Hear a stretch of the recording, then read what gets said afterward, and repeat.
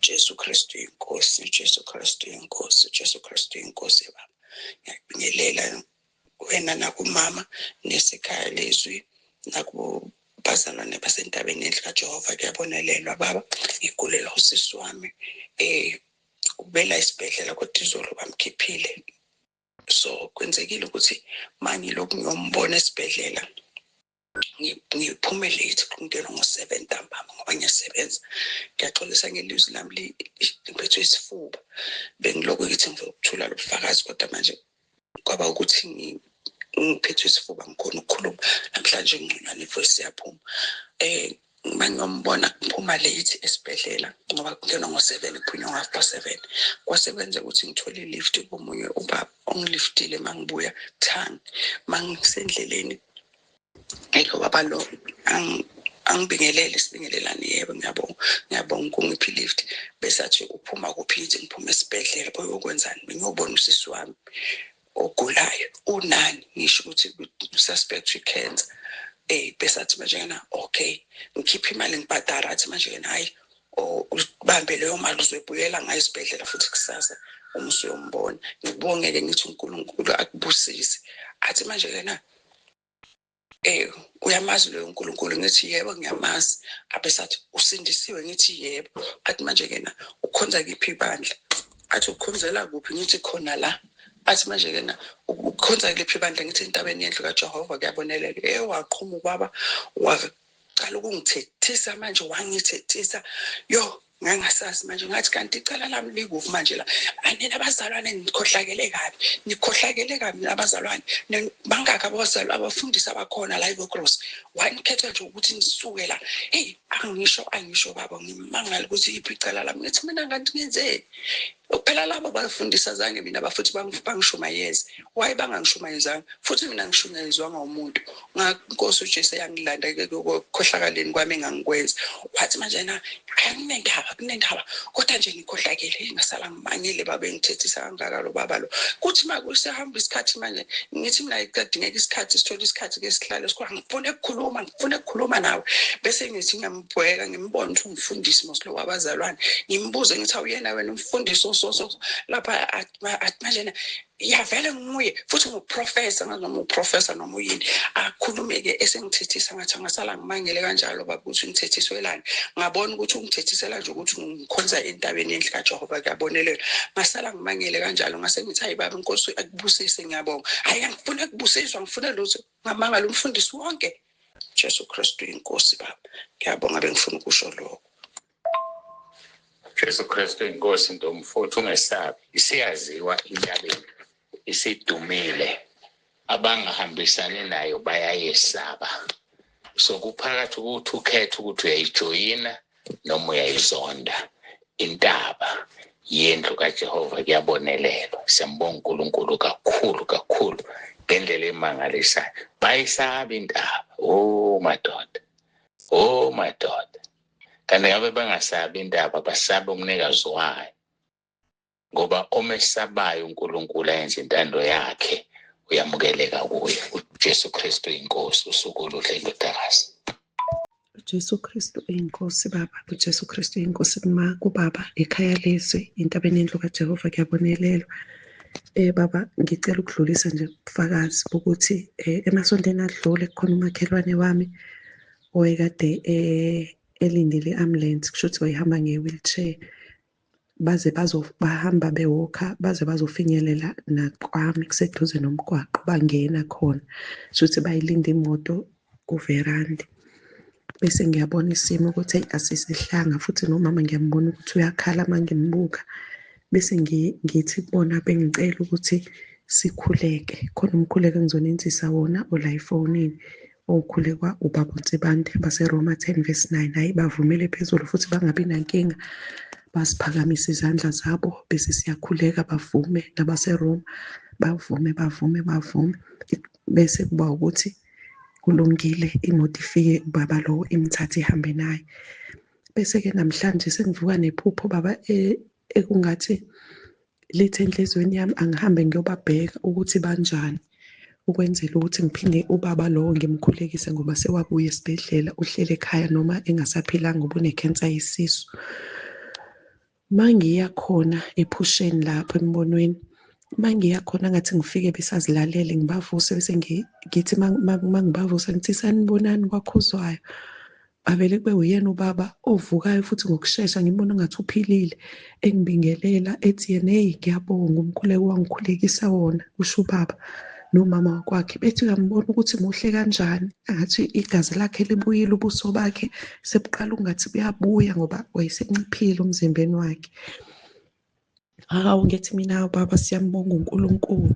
Bese ngithi-ke ayi ngizocela futhi siphinde sikhulekeni baba oKhuzwayo nomama. Hhayi, ngathi bavesane bangibalekele baba baphumele ngaphandle. Uma bephumela ngaphandle kunamantombazane awu-2 abakhuluma nawo. Kube khona le encane egqokile ingubo emnyama eyibambayo, ivele ithi kumina, uwena lo bakhulekisayo labantu, wena? Ifuna ukulwa nami. Kungathi ngiyibambe emahlombe ngihlanganise izandla zayo, ngivesane ngithi uJesu Kristu uyinkosi, uJesu Kristu uyinkosi, ngiyikhombe ngamehlo, ngiyibheke emehlweni ngithi uJesu Kristu uyinkosi, uJesu Kristu uyinkosi. Ungathi ithambe le ntombazane igcine isilala phansi ithambile. Ngithi mina kuyona uJesu Kristu uyinkosi, yathamba yalala phansi. Ngifuna ukuthi baba uJesu Kristu uyinkosi ngempela, liyasebenza leli gama elithi uJesu Kristu uyinkosi. Ngiyamkholwa uNkulunkulu ubaba oKhuzwayo uzomsiza ngomusa wakhe egameni likaJesu Kristu oyinkosi, linamandla baba, amen. uYesu Kristu inkosi, uYesu Kristu inkosi, uYesu Kristu inkosi. Ndiyabulisa tata, ndiyabulisa nakumama, ndibulisa abazalwane bonke egameni lenkosi Yesu. Ndithi uYesu Kristu inkosi. Tata, ndiza nobungqina baSaturday. Emva kwalaa mkhuleko waSaturday ndaba nevision, ndaba nombono, ndingalalanga ndijongile. Ndaba nombono ingathi kwehla i-bubbles suka phezulu, amaqhamu nje adlalayo ehla phezu kwam, azi-colours ehla phezu kwam, kuzintsikelelo, i-blessing ezehla phezu kwam. Yabe seke ngoku ndibuyele engqondweni, yabe uyadlula ke. Kwala ke ngoku Monday xa ndiphangela uYesu wandenzela inceba. Bekukhona imali bekufuneke ndiyibhatele ingekafiki i-1st kaJuni. Ndaxelelwa ke emsebenzini ukuthi kukhona imali efuneke ndiyibhatele yakwa-Pharmacy Council as i-member, as i-stakeholder sakhona, njengesiqhelo ngokonyaka. Bendisaxakwe ukuthi ndizoyithatha phi le mali ngoba ndinayo i-1st izofika ndingenayo le mali. Wandenzela inceba ubawo. Kwakhona umntana othi, hayi sisi ndiza kunika le mali, ndiza kubhatalela. Wandibhatalela nyhani. Yeyi, mhle uThixo wasekhaya lezwi, mhle uYesu. Ndaphinda ndadinga imali ye-transport.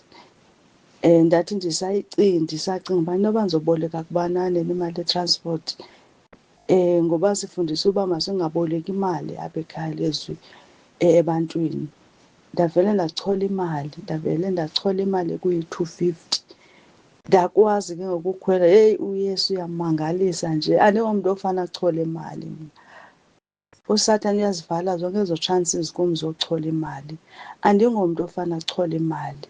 Ndachola imali nje espeyisini. Ndiyambulela kubawo. Kwaphinda ndafumana ipromotion kwakule veki emva kwalaa mkhuleko waSaturday. Ndafumana ipromotion emsebenzini. Kwathiwa ke ngoku uzohlala eofisini ke ngoku. Ndizawuhlala eofisini ke ngoku bathandekayo, bazalwane bangcwele. Ndibe nomzuzu omhle noYesu. Ndikwazi ukukhuleka ngamaxesha onke endifuna ukukhuleka ngawo. Ixesha elininzi ndizalihlala eofisini. Ndifumene ipromotion kuyo yonke loo nto emva kwalaa mkhuleko obunamandla waSaturday. Ndiyambulela kubawo ngawe tata, ndiyambulela kakhulu. Ndiphila ubomi obumnandi. Kwaphela neenkanuko andizazi uba zayaphi, zazisuka esihogweni ngoba ndaba nombono xa zisuka inkanuko. Yangathi kuphuma imermaid elwandle, iyajubalaza, iyakhala. Ndiyambulela kuYesu tata, ndithi uYesu Kristu inkosi, amen.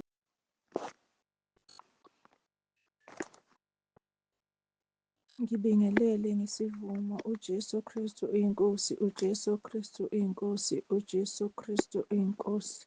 Ubaba umpostoli nomama entabeni nasekhaya lezwi, nabazalwane bonke. Baba, Sibonga iy'mfundiso zakho ezisakhayo usuku nosuku, nencazo ey'baba uphiwe. Ukungena kwami ensindisweni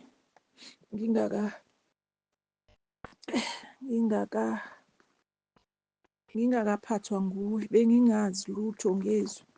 Why bebengalichazi ngendlela engizwa ngalo. Into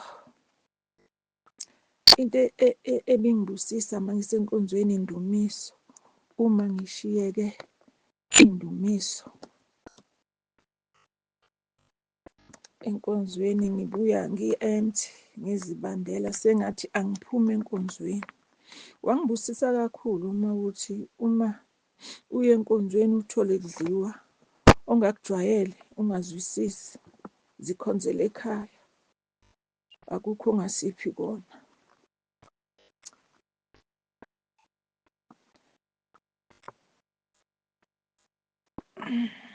Akukho ongasiphi kona. Usipha konke okusha everyday. Inkosi isigcinele wena nomndeni wakho. Kuthi la nithathe khona kugcwale ekuchichini. Baba, nabo ubufakazi bami bangesonto lesithathu leli. Ngibe nomkenenezo ohambisana ney'nsimbi. Unkenenezela phansi nje, ukeneza mnandi. Kepha engaphuma ama-words awo, ngikhala ngicela ama-words awo. Ngoba umama engibuya kuye uMamzanele osesenkosini wathi uma kungenama-words akusebenzi, akusho lutho. So ngithe ngizwa-ke ngikhala ngicela uNkulunkulu, ngicela ama-words. Aphuma-ke ama-words ngazizwe sengisho ngithi nangu Jesu enqonqotha, muvulele angene. Nangu Jesu enqonqotha, ngivulele angene. Ngiyaxolisa kakhulu ngokudilitha nokweqisa ku-3 minutes. uJesu Kristu inkosi. Beliqala leli phutha leli, ngiyaxolisa kakhulu. uJesu Kristu inkosi, amen. uJesu Kristu inkosi, uJesu Kristu inkosi, uJesu Kristu inkosi. Ngiyabingelela baba nomama nabazalwane bonke.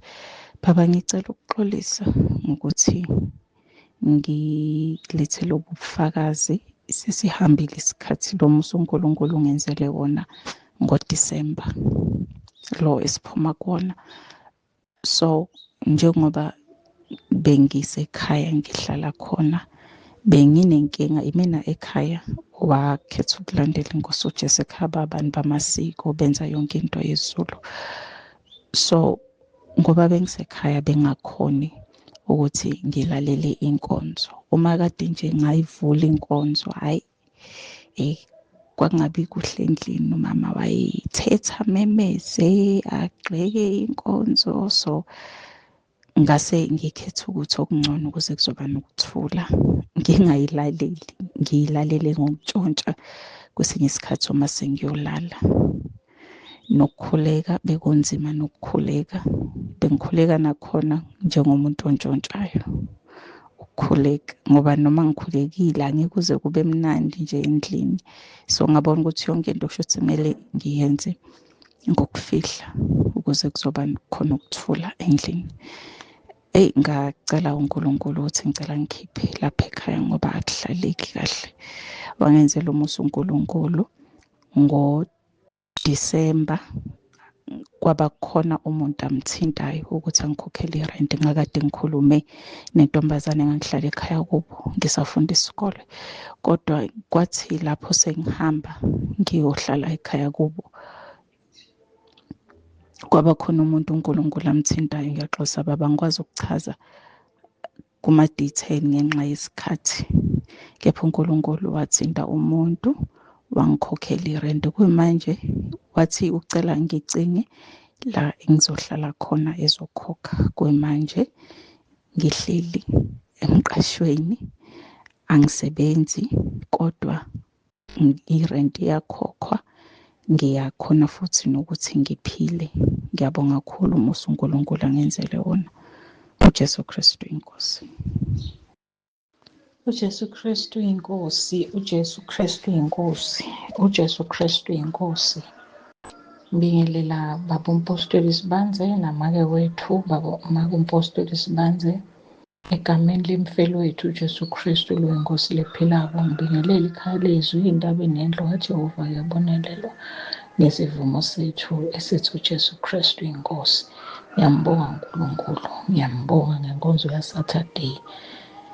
Nginenkinga yelitolo, bengingasakhona ukuguqa la ka-left, ngalimala, but kulimala kwami bese kutenta sinyala sekuthi ngingasakhoni ukuguqa, but ngekuthi ngeva babe nakakhuluma ukuthi noma ngoba ukhona ukuguqa kuyawugcina uguqa sekuguqeka. Bengisolo ngiguqa naso leso sinyala lesibuhlungu, kodwa inkonzo yanga-Saturday ngangiguqile kuthandazwa, ngaphila same time. Nyalo ngiyaguqa bengingasakhoni nekuhamba kahle ngenxa leli dolo leli buhlungu kangaka. Ngiyambonga uNkulunkulu, ngimbonga ngingacethi. Ngiyabonga Maka uMpostoli Sibanze nakuwe, ngibonga kakhulu. Ngiyabonga ukuthi ube ngumake lokwati ukufukamela abantwana, ngoba kube uNkulunkulu akakusebenzisi, wathi nakathatha baba amsebenzisa waba ngumake longakwati kufukamela. Ngaba umvumelanga babe ngawamlahla, kodwa ngiyabonga Maka uMpostoli. Ngicela uNkulunkulu achubeke akubeke edutane nababa uMpostoli, nize nehlukaniswa nguye ngendlela yakhe. Ngiyambonga uNkulunkulu, ngiyambonga ngoba angathi ngasibhuqalisa kakuphi, angathi ngabe ngekuphi. Ngiyambonga baba uMpostoli, chubeke ndoda kaNkulunkulu. uNkulunkulu Nkosi uJesu igibele ngendlela lefuna ngayikumikisa. Ngiyambonga uNkulunkulu, ngithandaza ukuthi chubeke leli vangeli mhlaba wonke lize lifike ngisho naseSwatini uqobo ibe khona ibranch. Ngiyambonga uNkulunkulu, ngithi uJesu Kristu inkosi, uJesu Kristu inkosi, uJesu Kristu inkosi. Amen. uJesu Kristu inkosi, uJesu Kristu inkosi, uJesu Kristu inkosi. Ngiyabingelela kubaba nomama entabeni indlu kaJehova. Kuyabonelelwa ikhaya lezwi, abazalwane bonke. Ngibonga uNkulunkulu nami ngokuthola leli thuba. Ngiyaxolisa nje angiyena umuntu ojwayele ukufakaza, ngibe nanalokhu ukuthi ngathi ngandisela ubaba umsebenzi, kodwa ngiyakubona ukuthi akukho kahle, kufanele ngisho lokho uNkulunkulu angenzela khona ekuphileni. Baba, ngifakaza nje ngamandla kaNkulunkulu nangamandla egama lenkosi yethu uJesu Kristu ukuthi lingenzele umusa. 2 weeks back ngike ngashisa umlilo, ngithi ngishisa nje izibi ezazikhona egcekeni. Umlilo vele wahlubuka washisa indawo enkulu waze weqa wayongena ey'ndaweni zabantu. uNkulunkulu emuhle, ngangilokhu ngibhula ngibiza igama likaJesu, ngithi uJesu Kristu inkosi, uJesu Kristu inkosi, uJesu Kristu inkosi. Ngingedwa ngithi ngiyacisha ngapha uqhamuke ngapha, kodwa nje uNkulunkulu wangenzela umusa ngendlela emangalisayo. Uthe usuyeqile eyadini lethu siya komakhelwane, wafike wagcina ehlathini eliseduzane nje nomakhelwane, awabe saqhubeka. Ngambonga kakhulu uNkulunkulu nokuthi nje angipha amandla ukuthi ngikwazi ukukhona. Kwakungekho lula khona, kodwa uNkulunkulu wangipha amandla ngilokhu ngimemeza igama likaJesu. Kwavuka leli zwi lokuthi uNkulunkulu uthe ezwini lakhe akavumi unyawo lwethu ukuba lishelele, walivala nje ihlazo nakubantu ukuthi umzalwane seshisa umlilo aze kwaphazamiseka iy'ndawo zabantu. Ngiyambonga kakhulu uNkulunkulu ngawe baba, ukuthi uNkulunkulu ukuvusile kulezi nsuku nasey'khathini zokugcina ukuthi sithole imvuselelo usuku nosuku. Kuyahambeka baba endleleni, uJehova muhle. Uma sibiza igama likaJesu liyasenzela iy'manga nasemndenini yethu.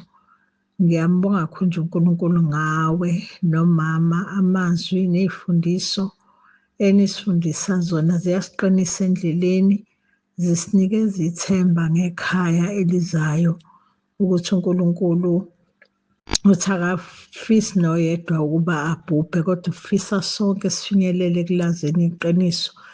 Iqiniso elishunyayelwa la ekhaya lezwi ilona elisisiza kakhulu nelisilekelelayo. Ngiyabonga Baba, ngithi uJesu Kristu inkosi, uJesu Kristu inkosi, uJesu Kristu inkosi. uJesu Kristu inkosi, uJesu Kristu inkosi, uJesu Kristu inkosi. Ngiyabingelela Baba umpostoli nakumama umpostoli. Ngiyabingelela ekhaya lezwi, ngiyabingelela entabeni yendlu kaJehova, kuyabonelela. Cela ukuletha ubufakazi ngegama likaJesu Kristu inkosi nomkhuleko uRoma 10 noMeyi 18. Ngimbonile ngisebenzela kubantwana bami, ngimbonile uNkulunkulu engisiza ngoRoma 10 noMeyi 18. Umntwana ubuye izolo esikoleni, uyagula, uyaphalaza, uyakhwehlela, ungenwa nje umkhuhlane nje, uyashisa, akafuni lutho, uyaphalaza nje, uyaphalaza.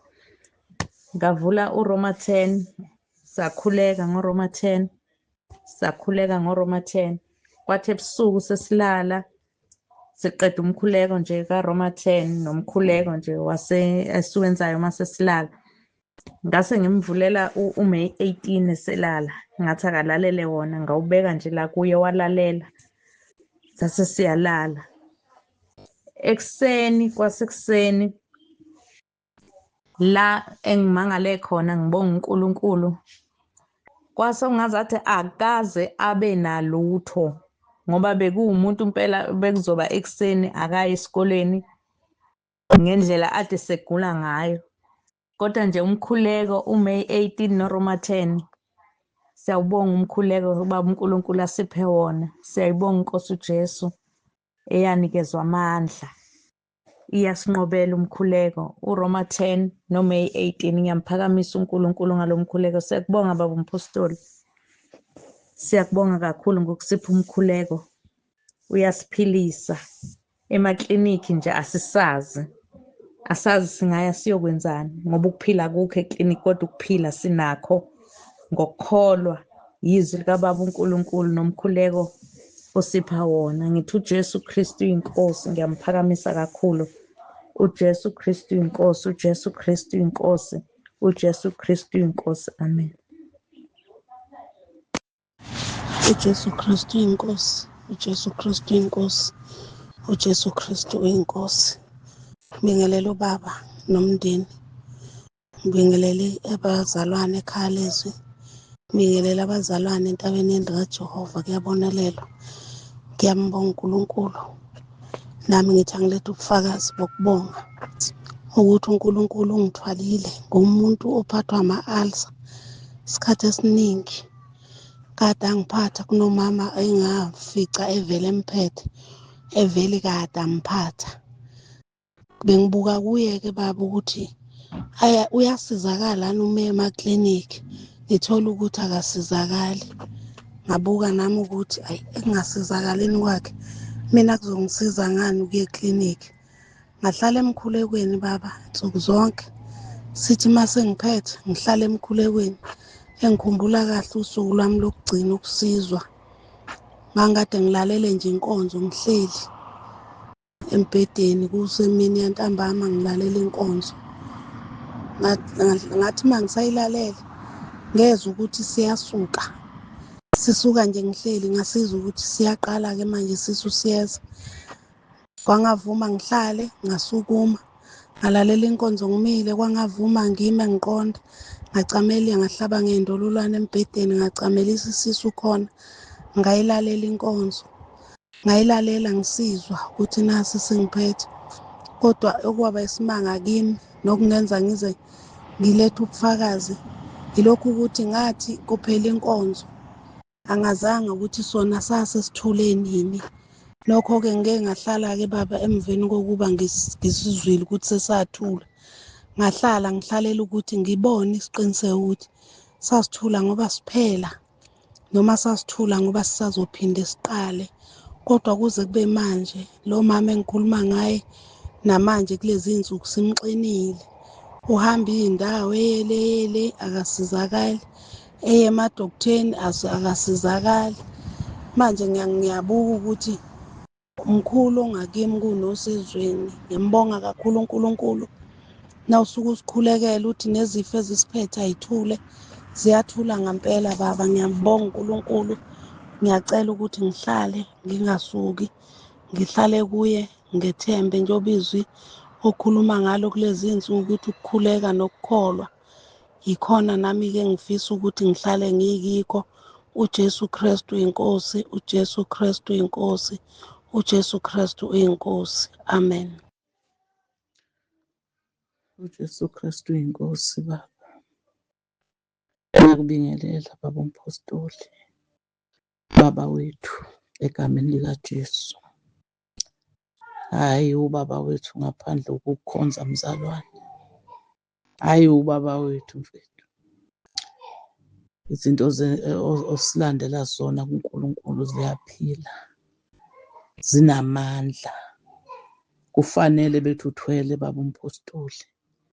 Ngempela uma umuntu engekho la ekhaliswe futhi engayigcini imithetho yakhona noma ongenile akangayigcini imithetho yakhona, ayibone lezi zinto ukuthi zenziwe uNkulunkulu, hhayi bayothi uthwele baba. Uyabona inkonzo yangoLwesibili letha ubufakazi.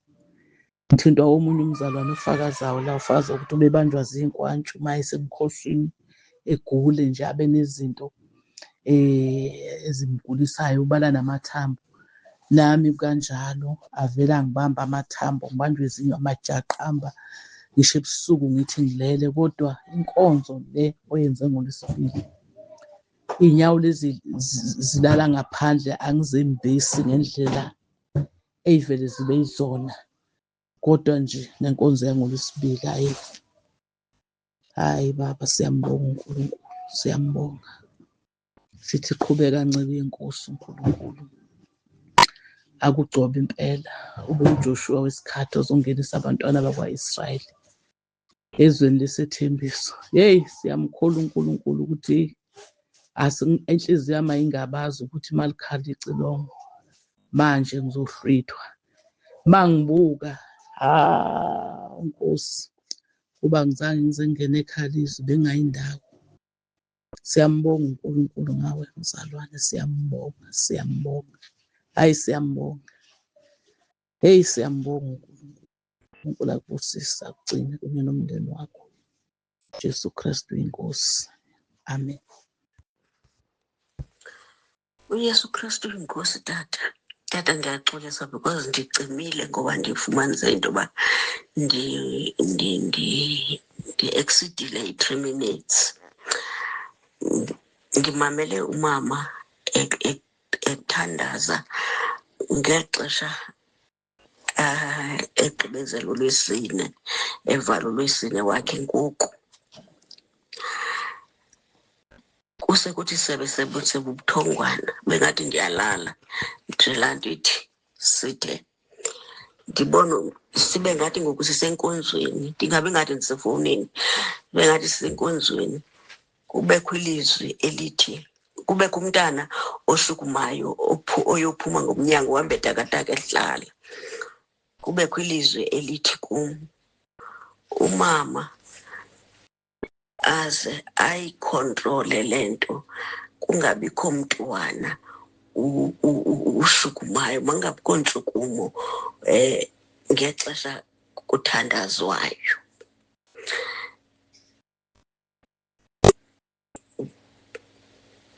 Uphele ke ngoku le nto.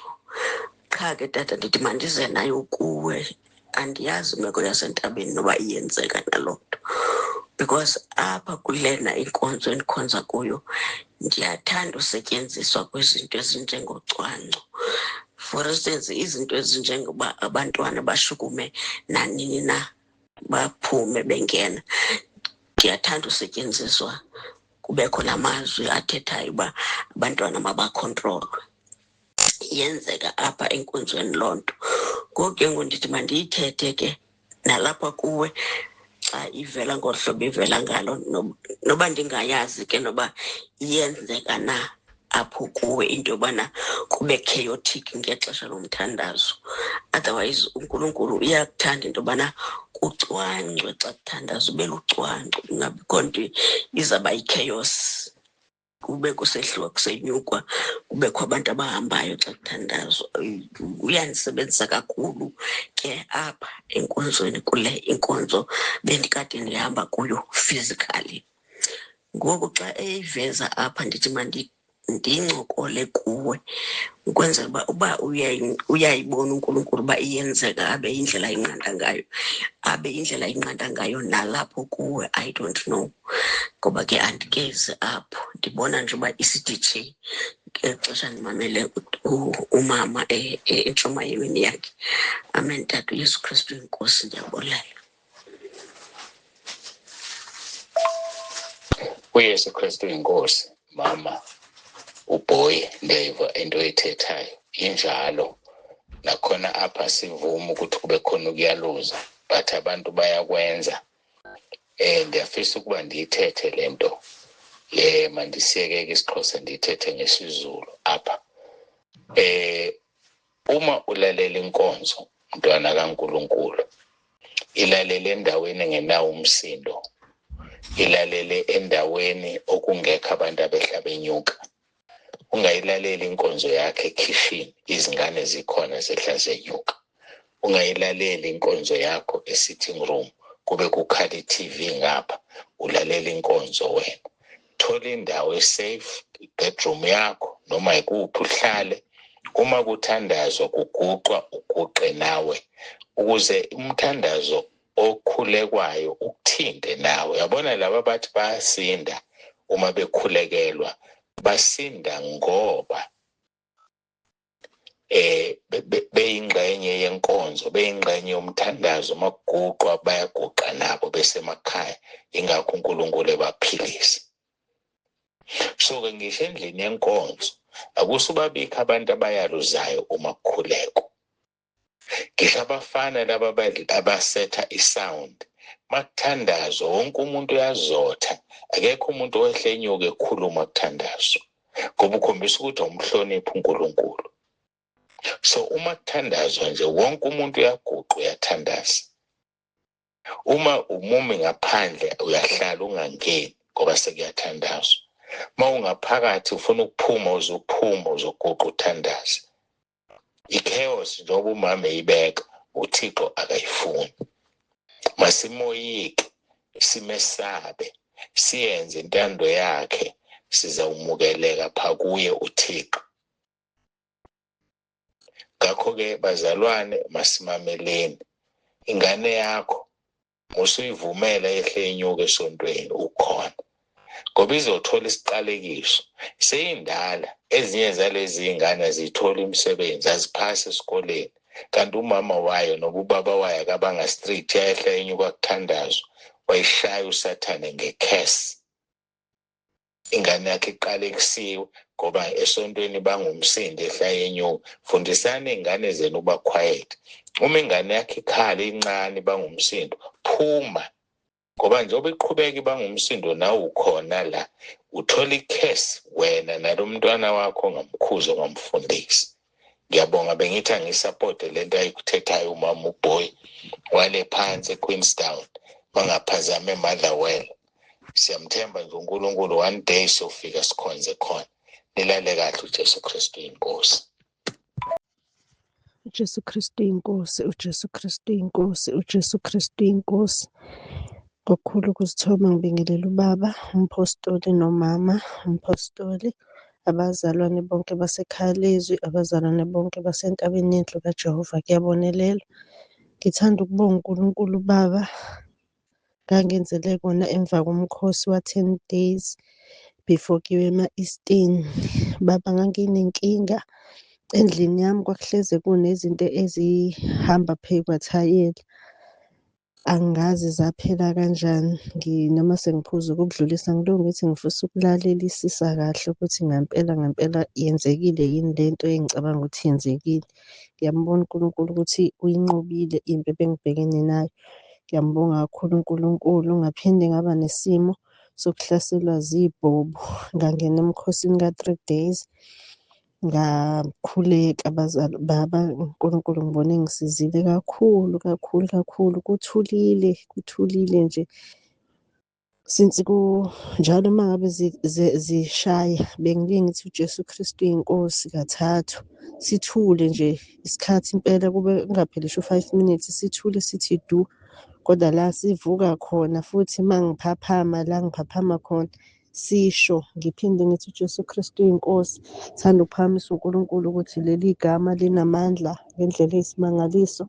Ngiyambonga kakhulu uNkulunkulu Baba ongisindisile. Ngiyawuzwa kakhulu umehluko kakhulu. Jesu Kristu inkosi Baba, siyabonga nangendlela osifundise ngayo ukuthi masikhuleka size sikhothe izwi simtshele uNkulunkulu ukuthi Baba uNkulunkulu uthe ezwini lakho sekukuningi sikufundile. Ngiyabonga uNkulunkulu Baba, akubusise akugcine. Kuningi sesikutholile besingakwazi, kuningi futhi engibona ukuthi sisazokuthola. uNkulunkulu akasigcinele Baba ney'mfundiso zakhe ey'sakhayo, nemindeni yethu nje iyashintsha usuku nosuku. Khona okusho esikubonayo engikubonayo ekhaya lami. uNkulunkulu nje Baba akubusise kakhulu. uJesu Kristu inkosi. uYesu Kristu uyinkosi, uYesu Kristu uyinkosi, uYesu Kristu uyinkosi.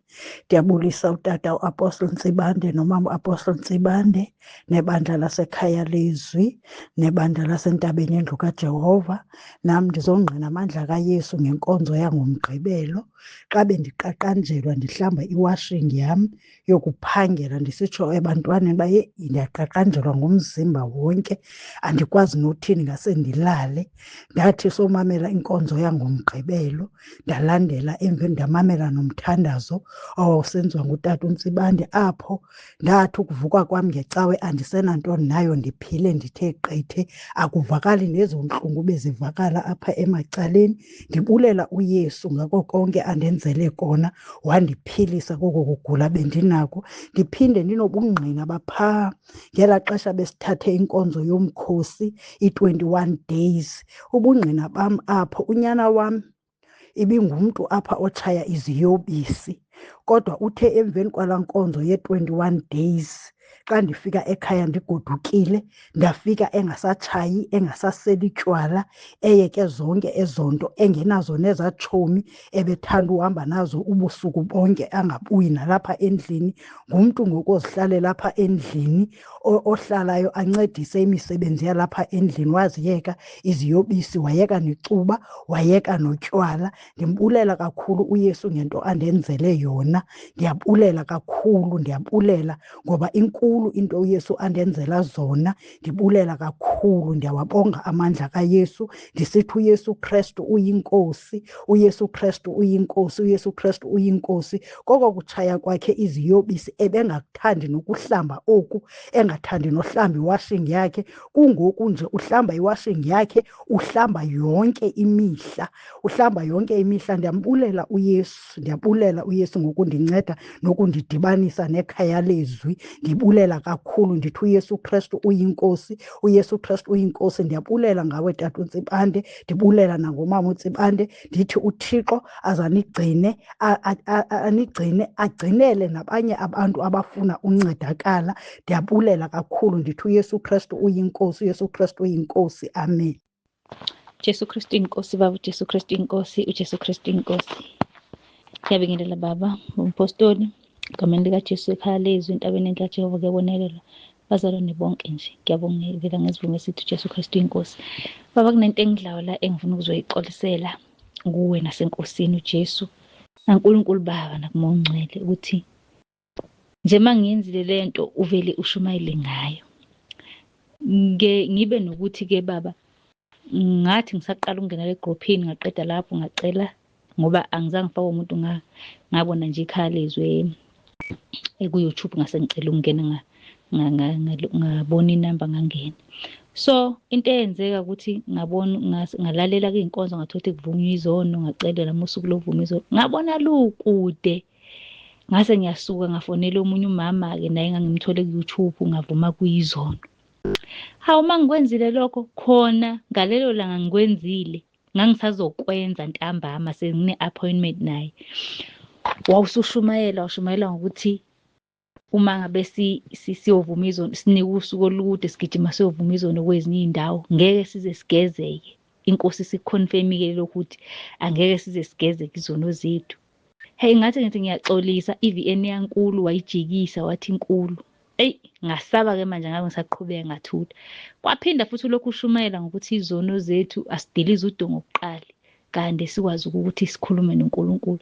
Ngaphinda futhi ngahlaseleka ngabona impela ukuthi hayi, uNkulunkulu akazukungizwa, akangiphinde futhi ngagcina sengifonela futhi ekhwezini inamba yemfihlakalo ngafonela khona ngavuma futhi khona izono. Ungithe ngikwenzile futhi waphinda washumayela ngakho. Ayi ngabona ngathi ngampela ubaba uNtsibande uthunywe uNkosi uJesu, uthunywe uNkulunkulu. Ungibona ngani mangiyenzile lento ovele eshumayele ngayo? Ngabona ngathi hayi ngampela baba uNkulunkulu uhamba nawe. Ushumayela manje ngicela nje ukuxolisa kakhulu enkosini ukuthi bengithatheka ngigijime ngibona ngathi nje akangizwa noma ngikhuleka noma ngithini ngithi angivele ngiyovuma. Kodwa la engithi mase ngikwenzile uvele ushumayele ngayo leyo nto leyo, ushumayele ngayo. Kuningi-ke nginobufakazi obuningi bezinto ukuthi mangabe ushumayele ngazo bese ngiyibona ukuthi zikimi ngqo. Ngampela ngizophakamisa ubukhulu bukaJesu nje ukuthi hayi ngampela inkosi uJesu ihamba nawe, ngempela uNkulunkulu ukuthumile. Ngithi uJesu Kristu uyinkosi, uJesu Kristu uyinkosi, uJesu Kristu uyinkosi. Ngiyacela nje ungixolele kakhulu nenkosi Jesu ngixolele, ngixolele na ubaba uNkulunkulu nomoya ongcwele. uJesu Kristu uyinkosi. Ngempela uNkulunkulu uhamba nawe. uJesu Kristu uyinkosi.